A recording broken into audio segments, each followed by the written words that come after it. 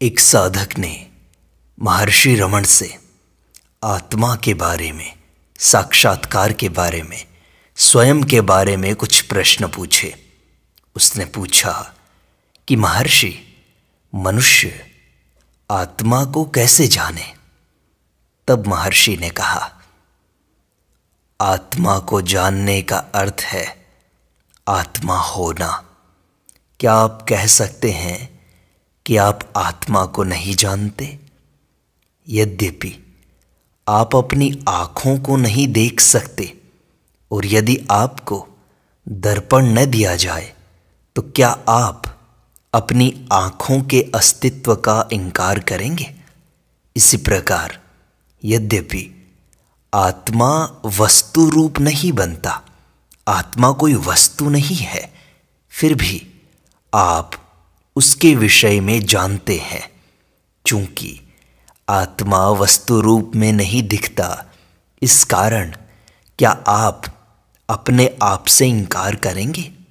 जब आप कहते हैं कि मैं आत्मा को नहीं जानता, तो यह न जानना सापेक्ष ज्ञान की दृष्टि से है। आपकी सापेक्ष ज्ञान की आदत इतनी प्रबल हो गई है कि अपने आत्मा को भी उसी सापेक्ष दृष्टि से देखना चाहते हैं।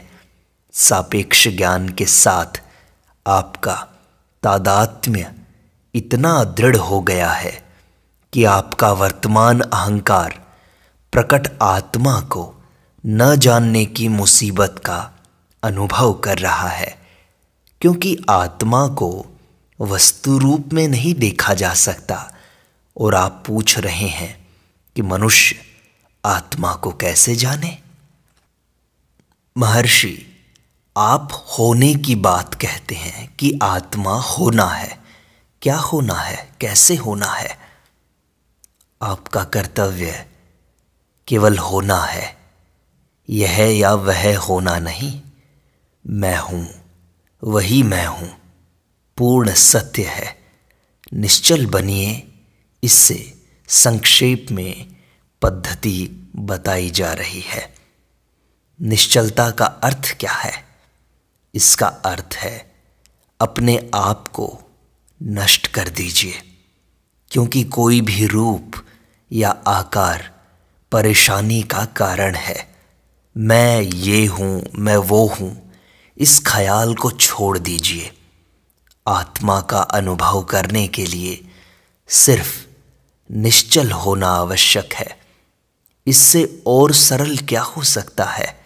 इस कारण आत्मविद्या प्राप्त करना सबसे सरल है। केवल अपने आप का सत्य परीक्षण करने एवं जानने योग्य है। अपने ध्यान का लक्ष्य बनाकर मनुष्य को चाहिए कि वह उसे हृदय में जाने। मौन, स्वच्छ तथा मन की चंचलता से रहित चेतना में यह अपने आप का ज्ञान प्रकट होगा।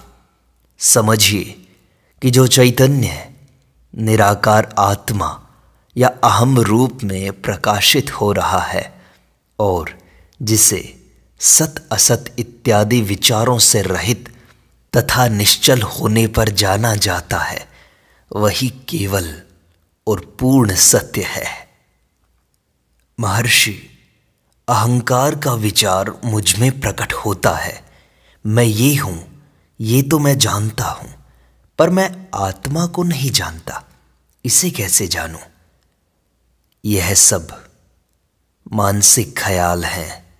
इस समय आप एक गलत अहंकार से तादात्म्य कर रहे हैं, जो अहम विचार है। इस अहम विचार का उदय और अस्त होता रहता है, लेकिन अहम का जो सच्चा अर्थ है वह उदय अस्त से परे है। आपके होने में कहीं भी कटाव या विराम नहीं हो सकता। जो सोए थे वही आप जागे हैं। गहरी नींद में आपको कोई दुख नहीं होता, लेकिन अब है। इस समय ऐसा क्या हुआ जिससे इस फर्क का अनुभव होता है? नींद में अहम विचार नहीं था, अब है।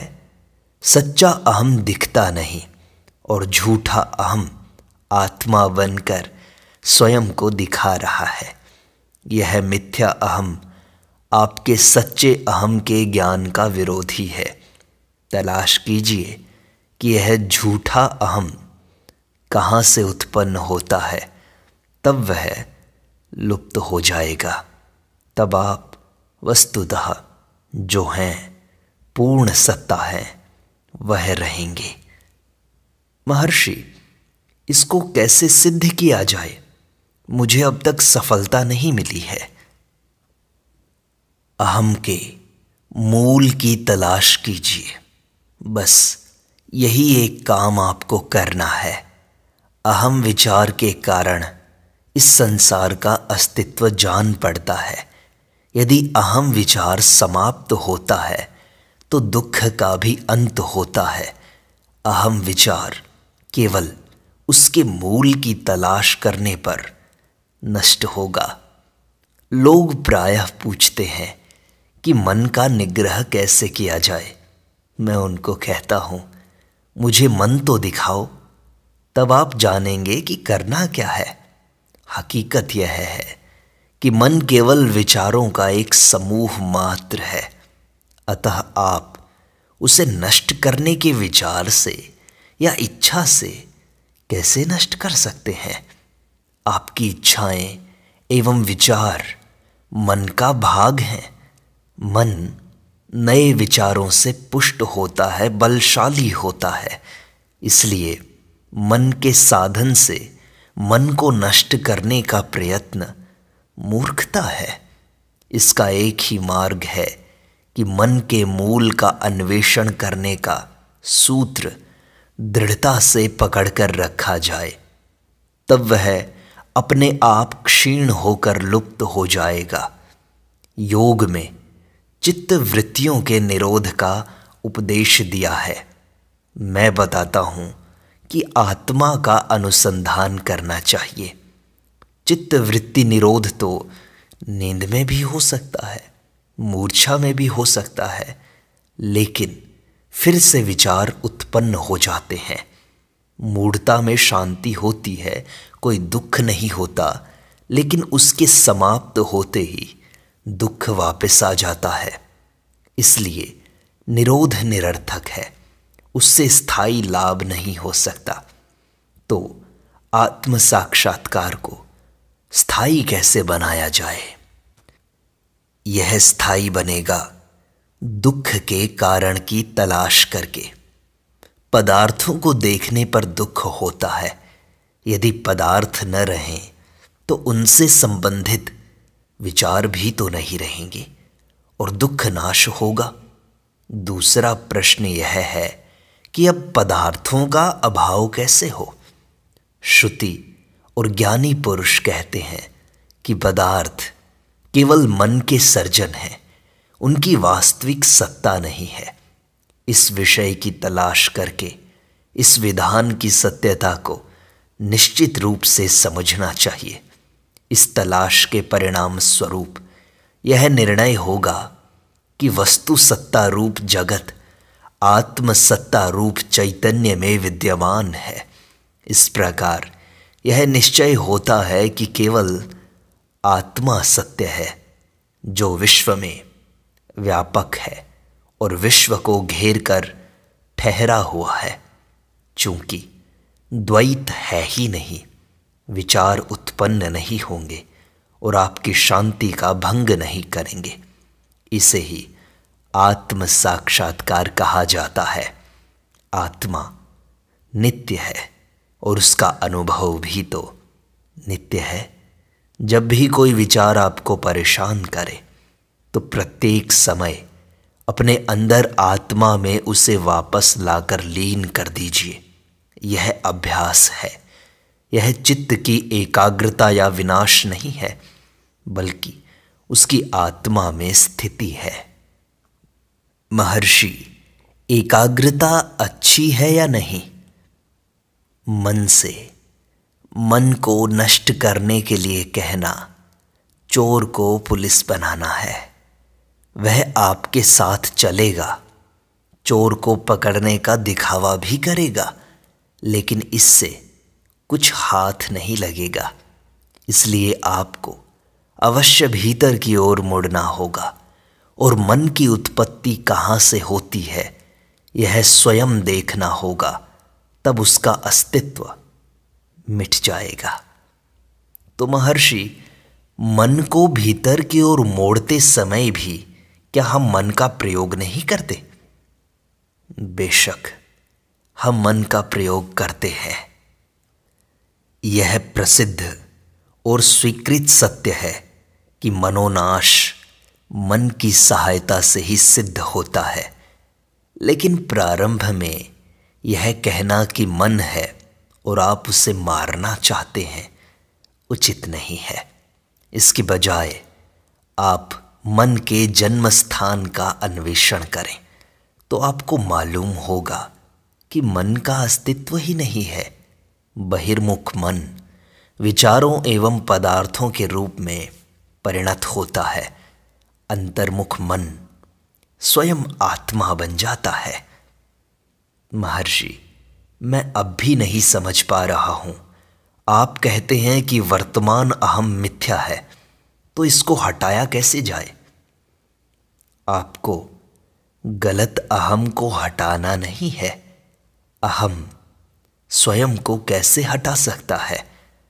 आपको जो करना आवश्यक है वह सिर्फ इतना कि उसके मूल को ढूंढकर वहीं रहना है। आपके प्रयत्न की पहुंच केवल यहां तक है। उसके बाद परम तत्व अपने आप को संभाल लेगा।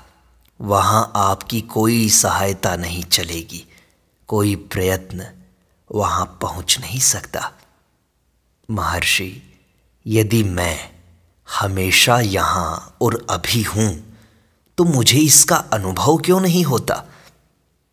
बस यही तो समझना है। अनुभव नहीं होता ऐसा कहता कौन है?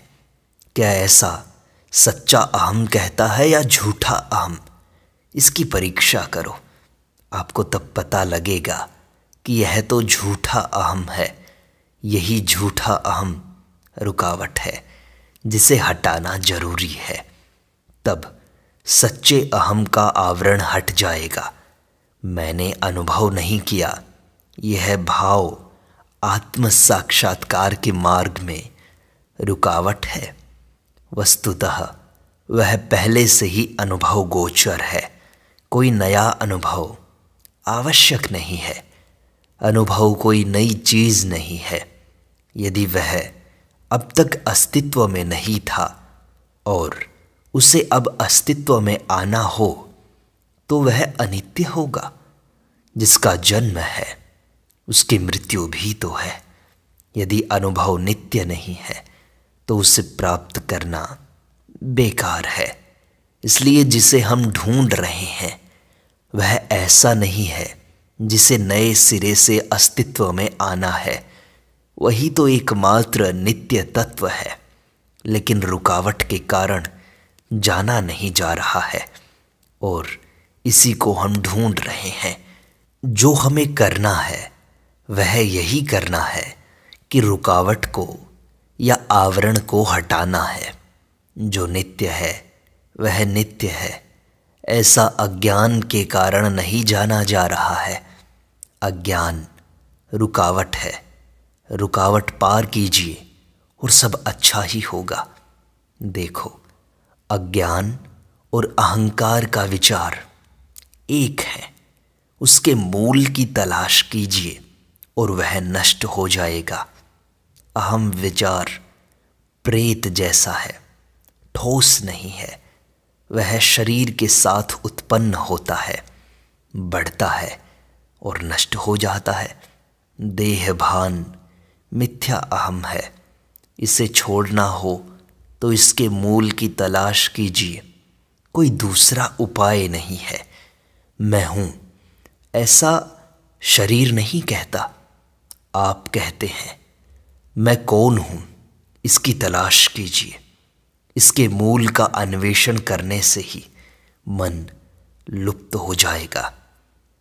तो महर्षि, मन कितनी देर तक हृदय में स्थिर रह सकता है या रखा जा सकता है? अभ्यास से इस समय को बढ़ाया जा सकता है। तो उस अवधि के अंत में क्या होता है?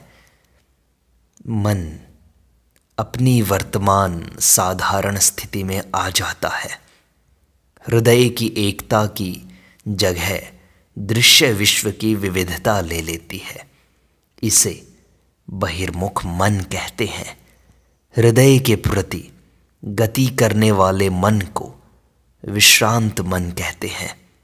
जब साधक हर रोज इस प्रकार के अभ्यास का अवधि अधिकाधिक बढ़ाता है तो दोषों के दूर होने से मन शुद्ध हो जाता है और अभ्यास इतना सरल हो जाता है कि शुद्ध मन जिस क्षण स्वमूल का अन्वेषण प्रारंभ कर देता है उसी क्षण हृदय में लीन हो जाता है। महर्षि, ध्यान में आत्मा का एक बार अनुभव जिस साधक ने कर लिया उसके लिए जो नीचे की अवस्था होती है उसमें स्वयं को शरीर मानना संभव है क्या? क्या वो स्वयं को शरीर मानता है? हाँ, यह संभव है, लेकिन धीरे धीरे अभ्यास के परिपक्व होने पर उसका यह मिथ्या तादात्म्य लुप्त हो जाएगा। आत्मा के पूर्ण प्रकाश में भ्रम का अंधकार हमेशा के लिए नष्ट हो जाता है। सब वासनाओं का उन्मूलन किए बिना प्राप्त किया गया आत्मानुभव स्थिर नहीं होता। अतः वासनाक्षय के लिए अवश्य अभ्यास जारी रखना चाहिए। सभी वासनाओं के नष्ट होने पर ही ज्ञान अकंप्य भाव से स्थिर रहता है। हमें युगों पुराने संस्कारों के विरुद्ध युद्ध करना पड़ता है। वे सब जाएंगे। भूतकाल में जिन्होंने साधना की होती है उनकी वासनाएं तुलनात्मक दृष्टि से जल्दी चली जाएंगी, दूसरों के लिए कुछ देर से जाएंगी। महर्षि, विचार साधना से मैं प्रगति कर रहा हूँ। आत्मा को जानने में मेरी प्रगति हो रही है, ऐसा मैं कैसे जान सकता हूँ? आत्म साक्षात्कार के मार्ग में प्रगति का मानदंड निर्विचार स्थिति के स्तर हैं, लेकिन आत्म साक्षात्कार में कोई स्तर नहीं है। वह हमेशा एक समान होता है। आत्मा नित्य साक्षात है, विचार रुकावट है। आत्मा नित्य अपरोक्ष या साक्षात है। ऐसे ज्ञान के मार्ग में रही हुई रुकावटें कम होती हैं तो समझना चाहिए कि प्रगति हो रही है। इसलिए विचार किसके लिए हैं, ऐसा देखते रहकर उनका निरोध अवश्य करना चाहिए। इस तरह आप उनके मूल में पहुंचते हैं जहां वे उत्पन्न नहीं होते। महर्षि, संदेह तो हमेशा उत्पन्न होते रहते हैं, इसलिए मेरा यह प्रश्न है। एक संदेह होता है, उसका समाधान किया जाता है तो दूसरा खड़ा हो जाता है। वह खत्म होता है तो केवल तीसरे को स्थान देने के लिए मन प्रारंभ कर देता है और यह सिलसिला इस तरह चलता ही रहता है। सारे संशयों को मिटाना असंभव है। देखिए कि संशय किसे होते हैं, उनके मूल में पहुंचकर वहीं बस जाइए तो वे उत्पन्न नहीं होंगे। संशयों को इस प्रकार ही नष्ट किया जा सकता है। महर्षि, क्या मुझे उत्तर दिए बिना पूछते रहना चाहिए कि मैं कौन हूं? कौन किसको पूछता है? विचार के दौरान भावना कैसी होनी चाहिए? यह आत्मा है या अहंकार है? मैं कौन हूं, इस अन्वेषण में मैं अहंकार है। प्रश्न का सही मतलब अहंकार का मूल या जन्म स्थान क्या है, ऐसा है। मन में किसी प्रकार की भावना आवश्यक नहीं है। जो आवश्यक है वह केवल इतना कि आप इस आकार प्रकार के, इस नाम के शरीर हैं इत्यादि भाव छोड़ देने हैं। आपके वास्तविक स्वरूप में किसी विशेष भावना की आवश्यकता नहीं है। वह हमेशा जैसे हैं वैसे ही रहते हैं। वह सत्य है, कोई भावना नहीं है। इसलिए जब भी आप यह विचार करें कि मैं कौन हूँ, तो इस प्रश्न पर ज़्यादा ध्यान दें कि इस मैं का उद्गम स्थान क्या है। यह मैं कहाँ से उदय होता है। मन का पहला विचार मैं का विचार है, और विचार कहाँ से प्रकट होते हैं इसको हमें ढूंढना है। इस खोज को निरंतर जारी रखो, तब आत्मा तुम्हारे सामने प्रकट हो जाएगी। आत्मा के सारे आवरण हट जाएंगे, मन के सारे संशय दूर हो जाएंगे। तुम निश्चल हो जाओगे, कोई दुख कोई कष्ट नहीं रहेगा। वासनाएं, पुराने संस्कार धीरे धीरे क्षीण हो जाएंगे। आत्मा अपना स्वरूप तुम्हारे समक्ष प्रकट कर देगी। यही आत्मा को जानना है, आत्मा का साक्षात्कार है।